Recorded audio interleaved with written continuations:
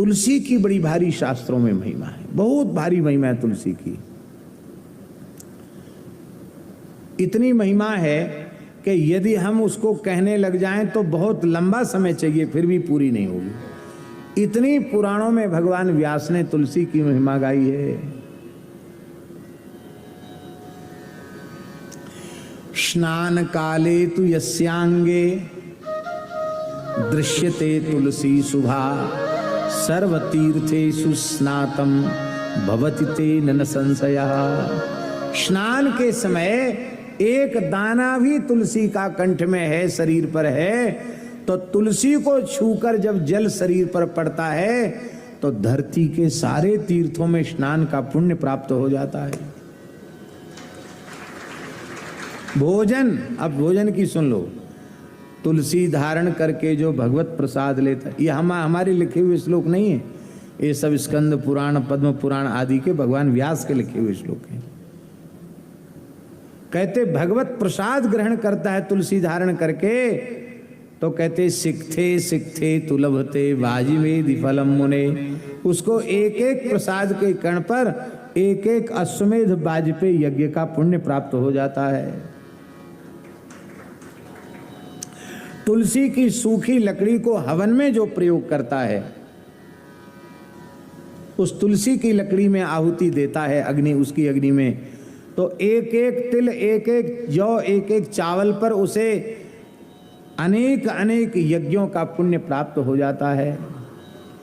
तुलसी के सूखे काष्ठ से निर्मित भगवान नामोच्चारण पूर्वक तैयार की हुई भगवान की भोग सामग्री नैवेद्य, जो तुलसी काष्ठ की अग्नि से ही भगवान का नैवेद्य तैयार किया गया है, और जब भगवान को उसको निवेदित किया जाता है तो महाराज जी पुराणों में लिखा है 1000 वर्ष के लिए भगवान को तृप्ति हो जाती है।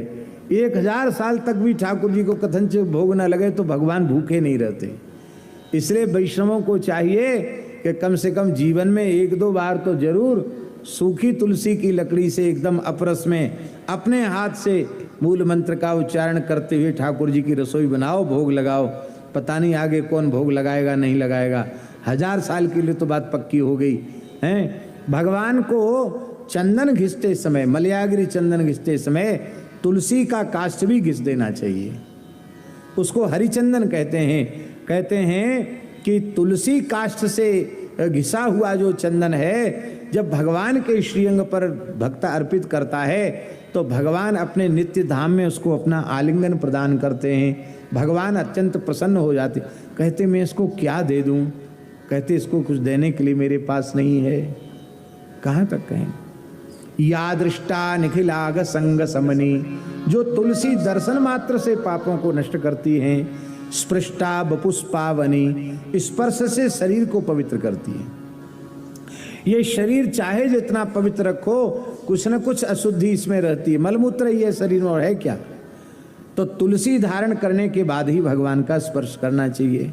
हमारे वृंदावन में रंग मंदिर है, वहाँ दक्षिण के सब पुजारी हैं, वो हमेशा तुलसी नहीं पहनते, पर भगवान रंगनाथ की सेवा में तुलसी की मालाएं, पंचमाला, कमलाक्ष तुलसी पहन लेते।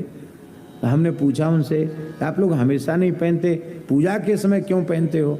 उन्होंने कहा बिना तुलसी धारण किए भगवत विग्रह का स्पर्श करने से भगवान के श्री मूर्ति को खंडित करने का पाप लगता है, क्योंकि बिना तुलसी धारण किए भगवान के विग्रह को स्पर्श की योग्यता प्राप्त नहीं होती है। तुलसी धारण से ही पवित्रता आती है। यज्ञोपवीतवद्धार्या कंठे तुलसी मालिका क्षणार्धम तद्विहीनोपि विष्णुद्रोही भवे नरः। पुराणों में लिखा है जैसे द्विजाति को यज्ञोपवीत निष्ठा पूर्वक धारण करना चाहिए, ऐसे ही वैष्णव मात्र को कंठी धारण करना चाहिए।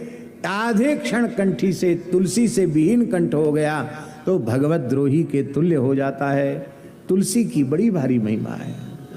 शरीरम दह्यते येषाम तुलसी काष्ठ बन्हिना न तेषाम पुनरावृत्ति ही विष्णुलोकात् कथंचन। जिनके शरीर का अंतिम संस्कार तुलसी की सूखी लकड़ी से किया जाता है, वो विष्णुलोक से लौट कर नहीं आते हैं। इसलिए या दृष्टा निखलाग संग समनी स्पृष्टा पुष्पावनी रोगाणाम अभिवंदिता निरसनी। तुलसी में नित्य जल चढ़ाओ, तुलसी को साष्टांग प्रणाम करो, तो शरीर में कोई असाध्य रोग कभी जीवन में उत्पन्न ही नहीं होगा। रोगाणाम अभिवंदिता निरसनी सिक्तांत कत्रासनी। जो तुलसी जी में नित्य जल चढ़ाता है उससे जमराज को भय हो जाता है। कहते भाई चित्रगुप्त लिखो, इसकी बही खाता देखो, अब इसने तुलसी में जल चढ़ाना शुरू कर दिया है, अब ये नरक तो आएगा नहीं, तो बेकार कागज क्यों बढ़े, इसका खाता फाड़ के फेंक दो।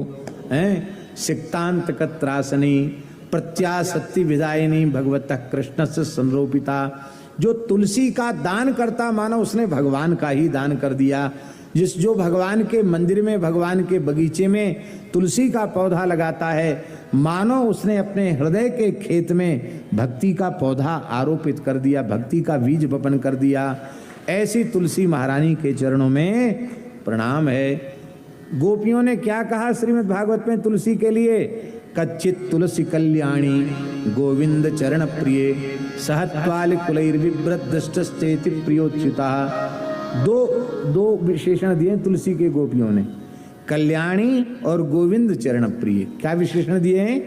कल्याणी और गोविंद चरण प्रिय। इसका तात्पर्य है जीव का परम कल्याण करने वाली तुलसी है और श्री गोविंद के चरणों की प्रिया है तुलसी। भगवान के आप प्रिय बनना चाहते हो तो तुलसी की उपासना करो, तुलसी धारण करो, श्रद्धा पूर्वक तुलसी धारण करो। रुद्राक्ष की भी महिमा है। पुराणों में जैसे तुलसी की महिमा है ऐसे ही पुराणों में रुद्राक्ष की भी महिमा है। बहुत से लोग कहते हैं कि तुलसी पहनने वाले रुद्राक्ष पहने कि न पहने, रुद्राक्ष पहनने वाले तुलसी पहने कि न पहने, ऐसा प्रश्न बहुत से लोग करते हैं।